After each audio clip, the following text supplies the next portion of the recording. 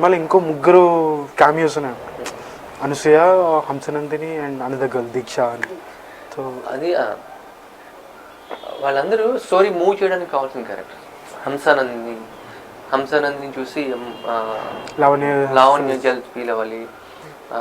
అనసూయకి ఒక back story కూడా ఉంటుంది. రాము క్యారెక్టర్ ఎప్పుడో లవ్ చేసి అతనితో మాట్లాడడానికి ట్రై చేసి రమ్యకృష్ణ గారు కొట్టి పంపించేసి ఇవన్నీ జరిగితే స్టిల్ ఆ అమ్మాయి అతను లవ్ చేస్తూ ఉంటుంది. ఇంకా పెళ్లి చేసుకోలేకపోయినా తను మిస్ అవుతున్నాను బాధపడతాం. ఈ క్యారెక్టర్లో ఉన్న 2 scenes 3 scenes అయినా ఈ బ్యాక్ స్టోరీ ఉంటుంది ఆ క్యారెక్టర్స్, అందుకే ఎక్కువ ఎంజాయ్ చేయగలుగుతాం. ఇంకా దీక్షాపంత్ యాక్చువల్గా ఆ అమ్మాయి ఇంకొక సీన్ ఉండాలి.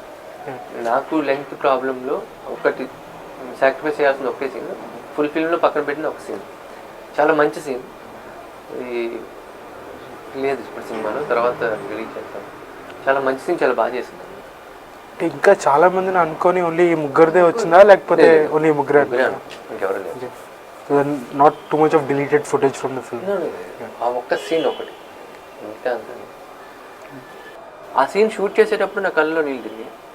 రమ్య గారు కూడా చెప్తున్నారు మొన్న, నేను షూట్ చేశాను, డబ్బింగ్ చెప్పాను, స్టిల్ థియేటర్లో చూసినప్పుడు నా కళ్ళలో నీళ్ళు వచ్చాయి.